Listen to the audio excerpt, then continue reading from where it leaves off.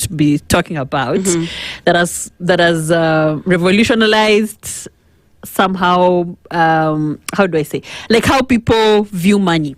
And she has done that for the whole of Kenya, to be honest. I know. Honest, and she's done it for quite some time. She's going to tell us about it. And that's why she's fully qualified to be on our masterclass today. Yes. We're going to learn from her. Yeah. And we are so excited to have you in studio, Felista. I want to introduce you kidogo to let me just read your profile a bit, just a bit of it, then you're going to fill in what I've missed out. Yeah, so Felista Wangari is a Kenyan journalist with 9 years experience. I don't know that it's 9, still 9 or more than experience covering women and girls and health and science. She has passion for social justice and desires to highlight overlooked issues affecting women and girls. That's women and girls. But she's also a data-driven journalist. Yes. That's what I like about her. And now beyond that, and the reason why she's in studio today, do you know the famous 52-week challenge on Facebook? I see it on Facebook. Who does not know that challenge, Bana? Every beginning of the year. At the end of the year. Every beginning of the year, we as Kenyans are reminded of Felista's work. Yes, go on. Exactly. Yes. And do you know what? This lady is actually behind that page on Facebook. How beautiful to have her in studio Absolutely. today. Such an honor. She's going to tell us about our money habits this year. Yeah. The disciplines that we're supposed to, like the money discipline that we're supposed to have this year to ensure that we save, to ensure that we maximize on what we have. Yes. That's exactly how I'm going to put it, to maximize on what you have. Welcome to studio. Thank you so much. It's so good to have you here today. Thank you, Becky and Ellen. I even feel like I've not done justice. Like I'm not fully like introduced you the way I should. Yeah. So thank you so much. So as you said, my name is Felista Wangari, and I have been running the 52-week savings challenge Kenya community, 400,000 members. 400,000. For the last 10 years, we just celebrated our birthday this week. Yes. So we'll have a kabash later. We are still recovering from January. Make sure we are there because we are also members. We're all members. We should also come and eat cake. Yeah, I know. I know you guys are members, and whenever we meet, I try to remind you to get back on track. So we've been doing this for 10 years, and it's been amazing. Like how much people have achieved over those 10 years. Wow. Yeah, it's just mind-blowing, especially people who tell me, for the first time, I've been able to save for the first time. I used to break, when we started, people used to do piggy banks, which was not really what we wanted. But, the thing is, start where you are, do what you can with what you have. And you find someone who tell you, I've broken 10 piggy banks. I can't sleep with them in the house. Under the same roof. And now they've saved and built houses with, their savings that, they could not sleep in the same house with money. And now they've used money to build. So houses. It's really amazing. That's really beautiful. You're going to tell us more of those stories. Yeah. Let's begin first from the top. What's your pink this week? Let's have from there. Wow. My pink this week is, I was telling you it was our birthday. Oh, yeah. 10 years. Yes. It's shocking that 10 years have passed. It was just the other day. When you started this challenge. So just reflecting on the 10 years, the amazing things, the growth that people have grown. Because, we start with saving and then get them into investing, into doing much more than just saving. So just reflecting on all those wins. Yes. And that, we've done it for 10 years. It's not easy. It looks easy. But that's my pink for this week. It's so beautiful. And being a financial wellness advocate, I love that title, financial wellness advocate at Super Savers Kenya. Tell us how you began this. When you're a journalist, instead of like you're a journalist, first of all, a data journalist. And then here you are, starting to build this community. How did you get there? What was the need, and why did you decide to start this community? So actually we started back in 2016. I remembered one of those years I was reflecting. It was on, I can't remember the day, but I'd gone for some event. It was just a normal day. But there was this thing nagging me that, talking to my female friends, colleagues, just women I knew, they were always like, oh, it's so hard to save. I need to maybe go back to school. I need to do this. School fees is always a problem. I would love to travel. But, I just don't have the money. You need to be a millionaire or something. So I decided, okay, let's get together in a group. Those days, WhatsApp was like 256 people maximum. Yeah. And we weren't even full in that group. We were very few. And so using this 52-week challenge, it's a global thing. Like many people use it. So using that 52-week challenge, just to help these women see that, you can actually save. So the idea was just to do it for 52 weeks. Yeah. Right now we are ending week 3. So we go up till week 52. After that, you see it's possible, and now you can continue by yourself. Yeah, and so we continued, and as we grew, like, more people want to join, we could no longer fit on WhatsApp. So we moved to Facebook. There were groups. So a group, could take endless number of people. So, yeah, we got into the group, and then shortly my husband also wants to learn, my brother, my uncle, my father. The community was growing. And then they would call their friends. And then I realized it wasn't just about saving. Some things you really take for granted. Like, it's just saving, just save. Just manage your money, do this. So you take them for granted because they come easily to you. And then you realize Paul needs support. So we started doing the whole financial literacy trainings. I did some courses on financial literacy, educator, just to help people. Wow. And then, we blew up. By that October, we were 70,000 members, which was really shocking because I'm like, okay, we need to close the group at 52 weeks. So how are we going like this? And so, October, then December comes, and, that time, a lot of people had saved in piggy banks. Those tumkebes. And, they broke the piggy banks, poured money on wherever, lots of money. I'm even shocked. Yeah. I remember those videos. People cutting mitungi. I remember those like, days. oh my God. I had no idea. Another one with a book recently, like now they're saving in this album sort of thing. I'm like, oh, this thing has really advanced. The money album. So at that point, we really exploded because lots of people wanted now to come and join the piggy bank challenge and also have that box that they could break. And I remember there were piggy bank wars because, there are these people saying you shouldn't save in piggy banks. That's retrogressive in 2016. But for me, the idea was, let them start where they are. It's the discipline. Exactly. Start where you are. Because if I tell you, go to the bank, and then you're like, oh, banks are so problematic. Nowadays, they've become a bit easier. But back in the day, there were so many conditions. So some people would find that it was harder for them to go to the bank, or maybe I have to go to the bank, M-Pesa charges, I have to tell me about a money market fund, I don't know what that is, tell me about a SACCO, I need guarantors. So I'm like, start where you are, and with time you find those people actually grow out of the piggy banks. Like this year, 2025, we didn't have those cases of course, there were a few cases of people breaking piggy banks, but people have grown to that level. Like they are no longer now in the piggy bank. We are now talking money market funds, special funds, circles, banks, wherever. Yeah. It has advanced to that level of saving. Yeah. Okay. Ellen? Felisa, you've done well explaining what what problem you are trying to solve with this challenge.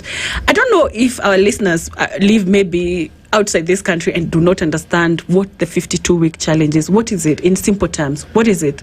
What are we doing here? Yeah. What is it? Yes. So the idea is to save money.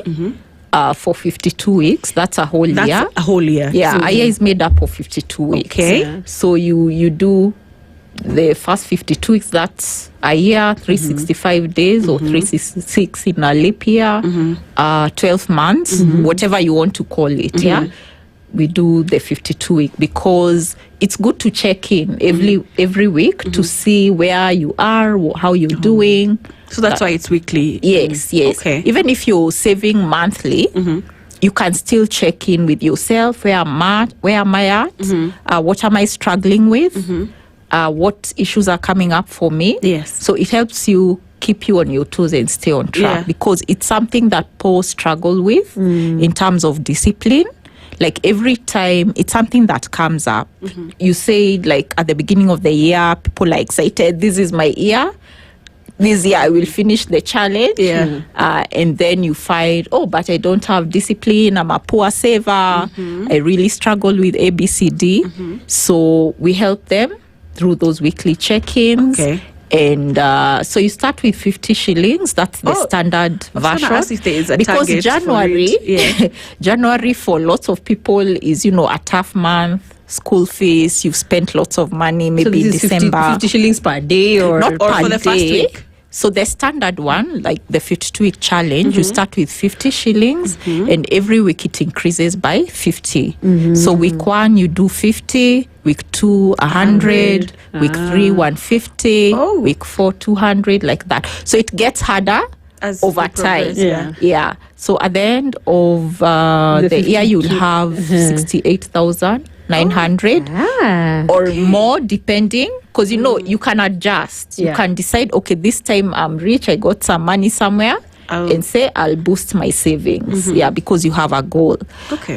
And then the idea is also flexibility. So you'll tell me, by week, by December, I'm removing 2,000 and above per week. That's too much for me. And I'm like, then, take the amount, make it monthly. Or you tell me, I'm not paid weekly. Like, weekly doesn't work for me. Yeah. Take it monthly, 6,000, 7,000, 10,000, whatever amount, 3,000, 1,000, because you find they are poor across the social economic spectrum in the group. So some poor are really, up there. Others are mid. Others are, lower income. Others don't even have income. They are, trying to find jobs. So you start where you are with what you have and adjust to, your level. So I really tell people, don't compare yourself. This one is doing the 1 million challenge. Don't compare yourself. You do the 60,000, the 30,000 challenge. Like the people who do 100 shillings a day. And at the end of the year, you have 36,000. Or maybe you made it to 40, you added a few coins there. And for you, that's a big deal. You have never had that in savings before. And we congratulate you. Someone else is going for 1 million. We congratulate them because that's where they are. And this 40,000 one, the next year you find they're doing 80, the next year they keep growing. And I because really after you do it, like you gain that confidence that, wow, I can actually do this. And then you challenge yourself to do more. Even better than the following year. Let me ask, in this whole, the discipline, what are some of the biggest mistakes that people make when trying to save? So first of all, maybe not having a plan. Because, I was saying people take some things for granted. So you want to do something, you want some money. Like right now, there are people who it's hitting them. Oh, my child is in grade 8.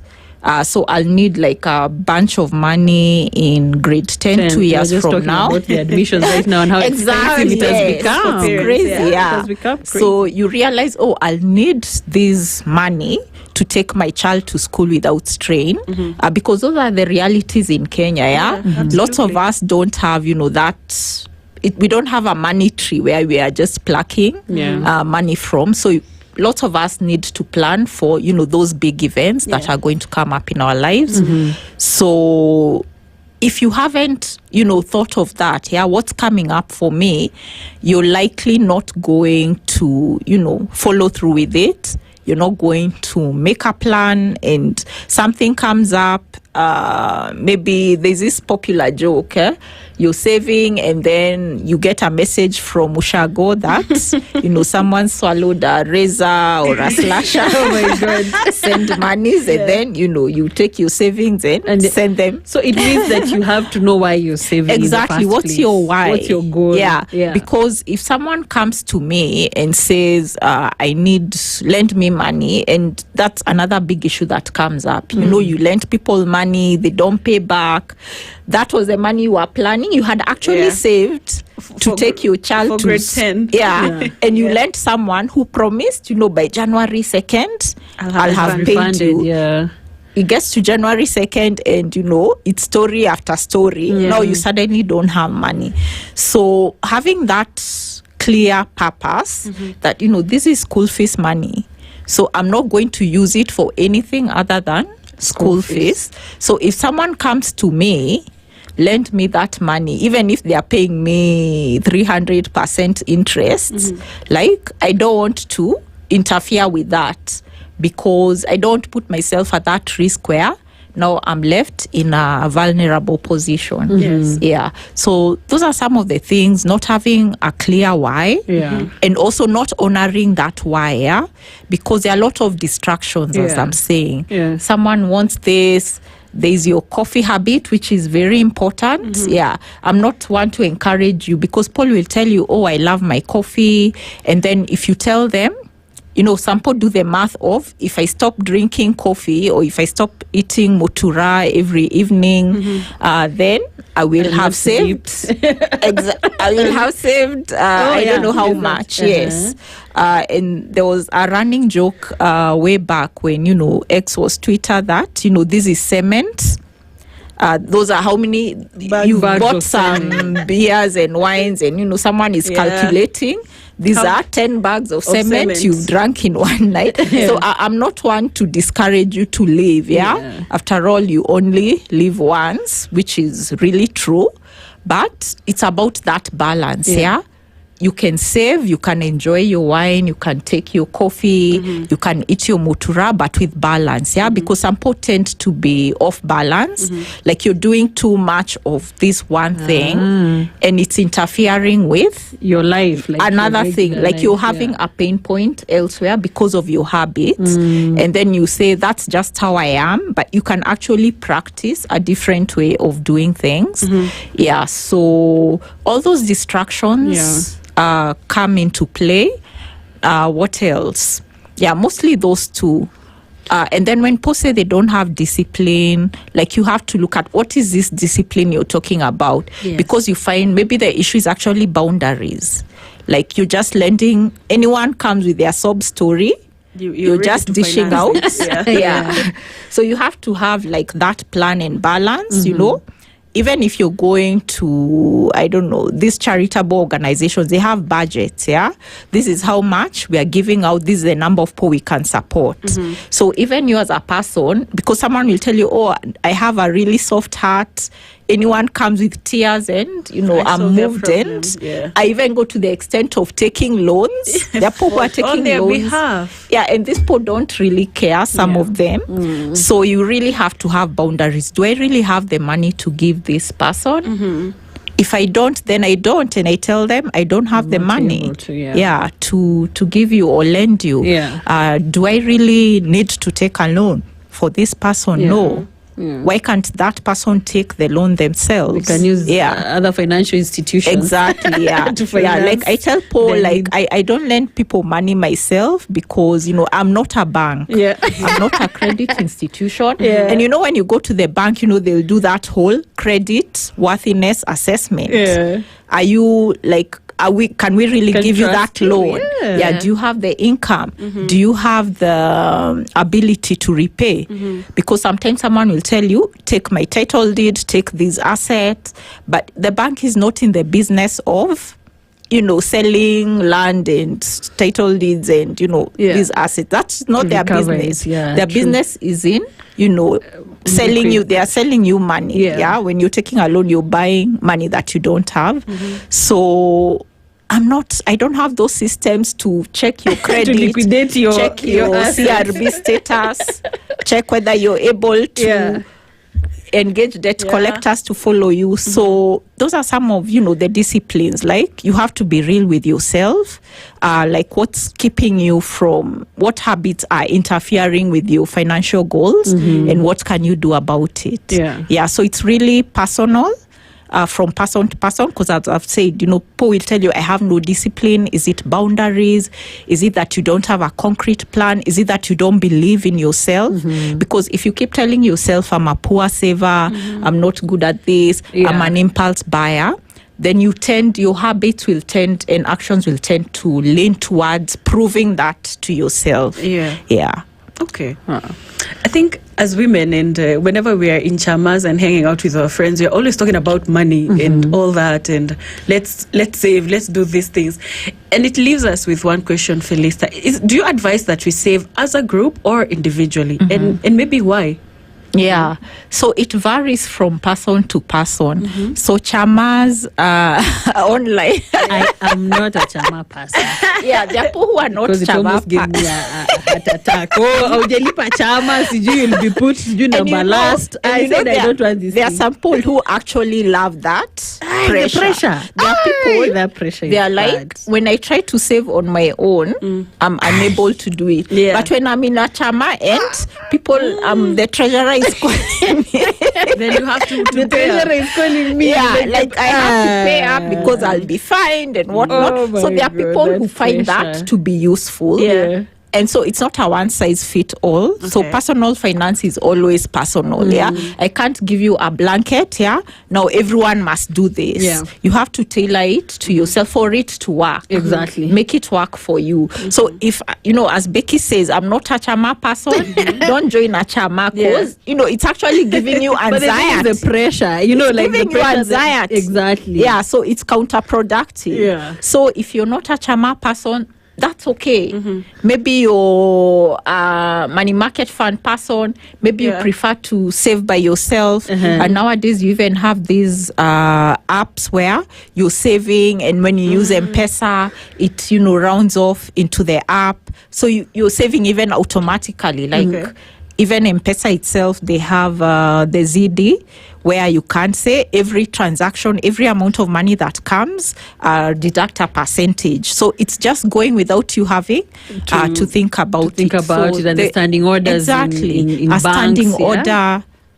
It goes automatically. Exactly. Yeah. I think for me, that is what works for me, like putting a standing order so that I don't have to access the money first. Yes. And then I have to decide. Yeah. Like, will I really take this money to the savings or not? Then you're like, no, this is more important. But when it's deducted early, then you're not even planning with it in mind. The same way when you're paying taxes, KRA takes their money first. Yeah, they do. So you never plan with your gross.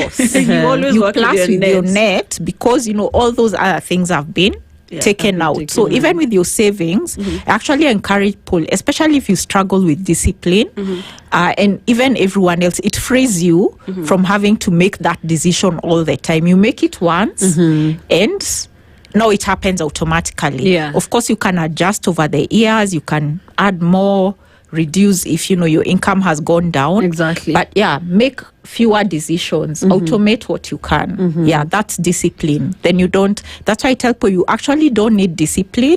When you tell me I don't have discipline, I can't save, I can't do this, you don't need discipline. You just need a system that works for you. And I'm glad that you brought that up because you've mentioned over the years, people have moved from the piggy bank savings to now talking about MMFs. People are looking for other ways that they can invest their money or put their money in a way that can at least even just earn them some interest. Could you talk about that? Like, what is the transition that you've other than that, what else have you seen over the years that has really aided your community, the community on 52 weeks challenge to be able to save better, to be able to get results and achieve their goals digitally with the help of digital tools. So I guess initially there was a lot of suspicion with formal institutions. I think there was an era when there was a lot going on, banks collapsing, circles coming up, and okay, some of them were not real circles, they were just using the name circle, coming and then disappearing with people's money, things like that. Yeah, so people became a bit skeptical around, okay, is my money safe? So that's why some people would prefer, let me keep my money where I can see it. Yes. Yeah.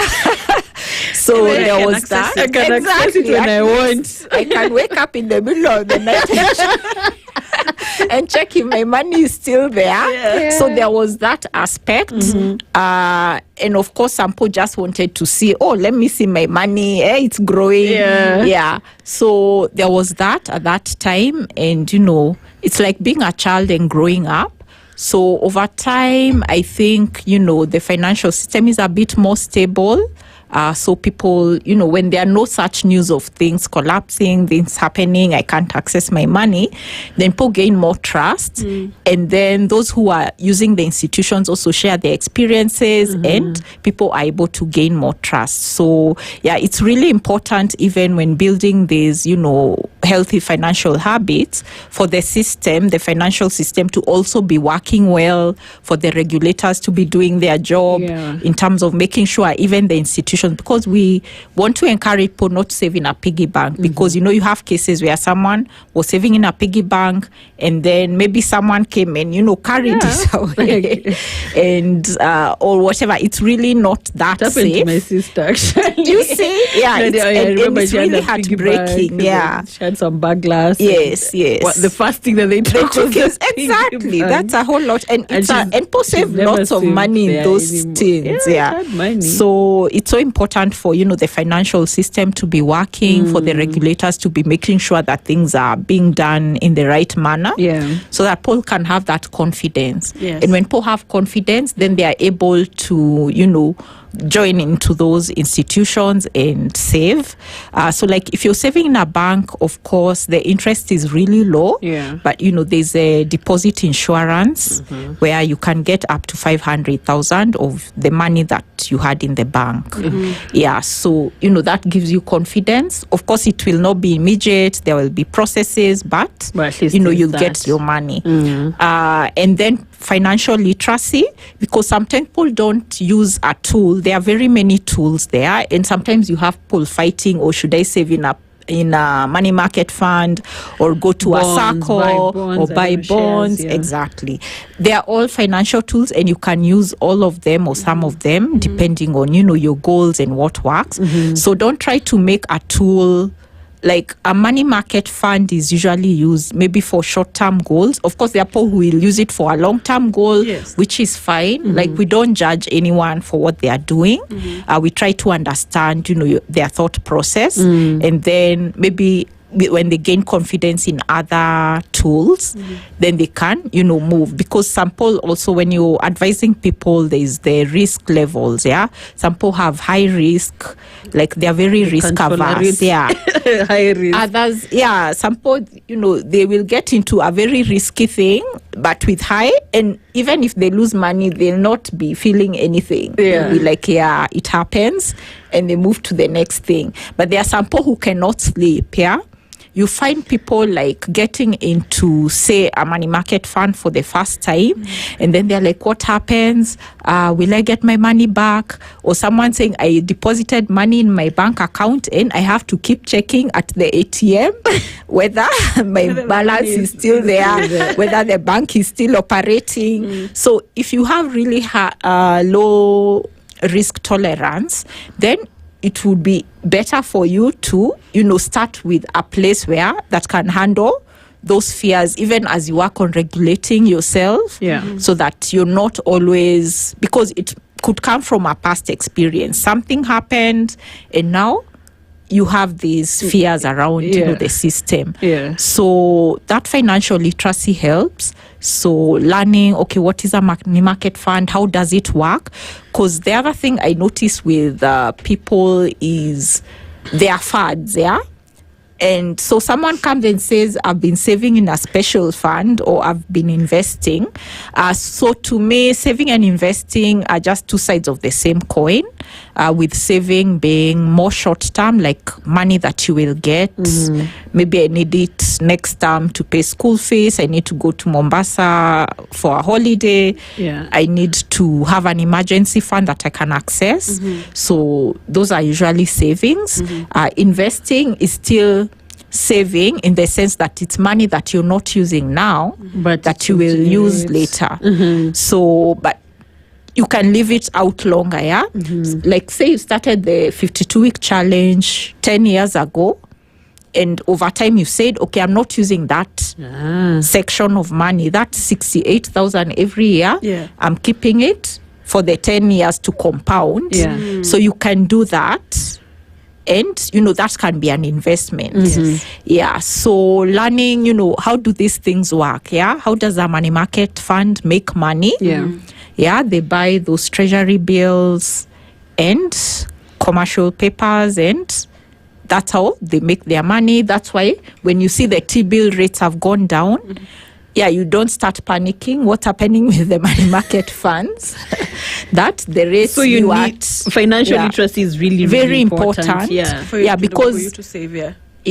And to save and invest, because you need to understand what's going on. Because if you don't understand, then you have all these fears. You don't understand what's happening, because like there was a time, the rates in money market funds were really high because the T-bill rates were also really high. But when they went down, of course, because the money market funds are pegged on that, then the money market funds also go down. But if you don't understand how that works, then, you start panicking, oh, should I remove my money from here? And yet there are those fluctuations in the system. Last year, stocks did really, really well.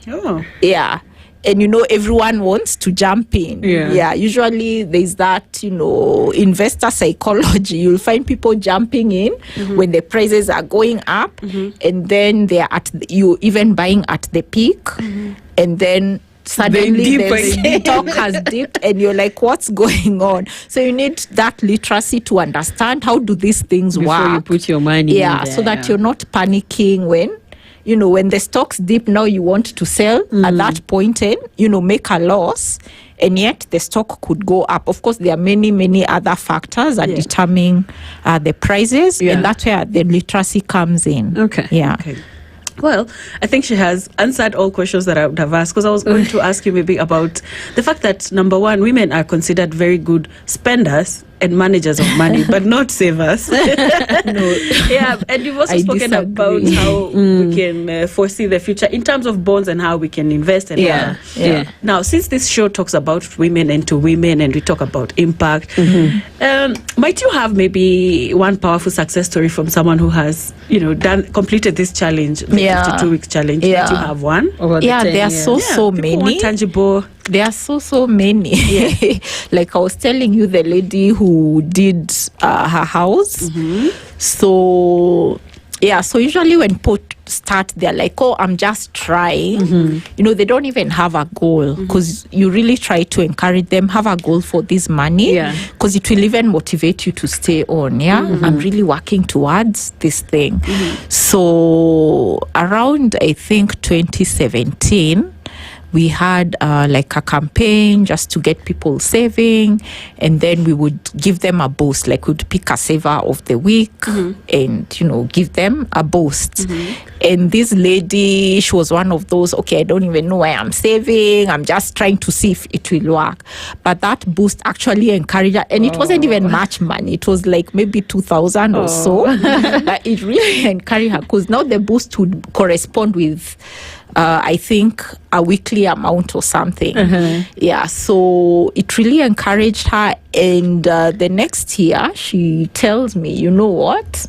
That boost you gave me, I have now been building this house and I'm moving in. Wow. I'm moving in soon.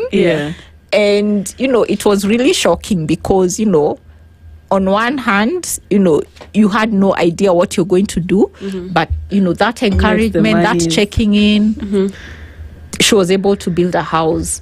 People starting businesses, So, of course, we discuss very many things. So there's saving, there's business, there's investing, there are money dilemmas, all sorts of things. So you find, I don't have capital, but someone saves over time and they see someone discussing something. And like a lady was telling me, as we were talking about 10 years, she was saying, I learned how to import from China and became an importer. Yeah. And before that, I would never have imagined, doing that. And the benefits of being, you see, that's like even the benefit of being in such a community. In a community, like it really challenges you. Exactly. And I'm glad that we're having this conversation in January. Yes. Because now, it's a very good time to start this off. Exactly. And because we're almost finishing now, I want you to talk to someone who's listening today. They've never saved before, or they've never been in such a plan. Where do they start from? What's the first step that they should take? So if you've never saved before, so I always say first start with a goal, like something. What do you want to do with the money? Because usually it will motivate you to do, to go forward and go for it. So what do you want to do with the money? I want my child, when they are going to grade 10, like we are not worried, or at least we have something to work with. So think about that, and then now break it down. How much can you save realistically? Because as I was saying, you may want to say, okay, I want 500,000, 200, but maybe that's not where you are right now. And the fact that you haven't been doing it, start really small. Start in a way, when you talk of habit change, we say start with a very small step that it is hard to fail at that step. When we talk of even like going to the gym, it's another very popular goal and resolution, like, this is the year I will start exercising, I'll start doing what? Start with home workouts. Don't even do a home workout. You can even start with just walking to the gym and seeing what's happening there, and you don't even do anything. It's a step. You just see people working out. So of course you've walked in between your home and wherever. Like think about the really smallest step, because we really want to hit the ground running. I want to be saving 10,000 per month, 20,000, and maybe that's not where you are right now. So start small, start where you are, and then build on that, because the key thing is to build the habit first, even before you think of the amount. Of course, you'll think of the amount, but focus more on building the habit and, being consistent and just doing the thing. And then for me, the most important thing that people forget, because life happens, when we are setting goals, this year is my year. In January, it's like, there's a thing in the air. You're really confident, enthusiastic, excited. And then come February, you realize, oh no, this is no longer working. You wanted to do the home workouts, it's not working. You had committed to saving this amount. Maybe you had even put a standing order, and then now you want to cancel it. So, and say, I will do again next year. And maybe it's only February. Like, don't. That's life. It's totally human to want to stop, to not do it. But how do you strengthen that will? The goal is to actually repeat. Like if you fall, like if I fall here right now, I'll get up. I won't stay down. But now what we want to do, I want to fall, and then I say, okay, now that I'm down, let's wait for January. And start and then again. I will stand up. And try again. I think that strong will, strengthening your will to be able to achieve those goals is what. It's a mindset thing. So it's just talking to yourself. So I didn't save this week, I didn't save this month, so I'm going to do it now that I have remembered. I had committed to saving 6,000, 10,000. I'm feeling a bit that's too much, I want to do something else with it.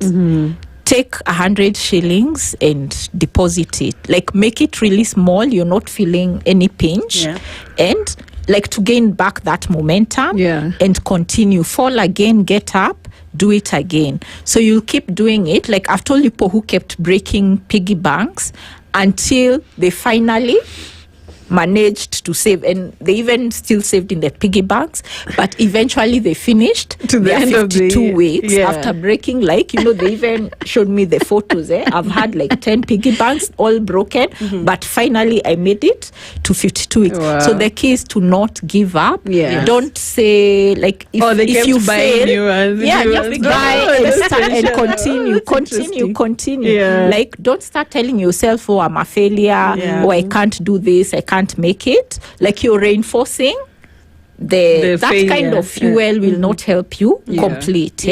So fall, get up, do it again. If you need help, seek help. We are here, we do that help. So don't struggle alone. There's community, there are people, there are coaches, there are trainers. So don't struggle alone. Fall, get up, Like the key is to never give up. Did you say there are coaches and trainers within the program? Yes. Oh. Yeah. That's good. Yeah. That's really nice. Yeah. Are we starting to save? Of course. CI, continuous improvement. So we start. It's a good thing we started this in January. Yes. We're going to have a conversation in December when we're preparing for Christmas. We should have our piggy banks in studio here. We break them and check how much you've saved. Don't make me send you piggy banks. Please do. I don't have one. We've been trying to do a lot of continuous improvement. Yes. So pole too, like with the conversations that we've been having in the studio. One of the things was to carry lunch as opposed to buying lunch. Yes. Hi, Ellen. As opposed to buying lunch. So we could actually use that money. Lunch. Even skipping. We can use that money. As part of our savings for the week. Instead of buying lunch for and if you do buy, like, don't beat yourself up about it. Okay. It's totally fine. I bought lunch, I'm human. It's good. I needed to eat. Exactly. That's treat. That I treat myself every day. And if you treat yourself every day, if that's really important to you, go for it. I told you guys, like, there's no judgment. So what I would say is like, what's the lunch amount that you had wanted to save? So if the lunch is usually 500, you can actually remove it and still buy your lunch if that's what you want to do.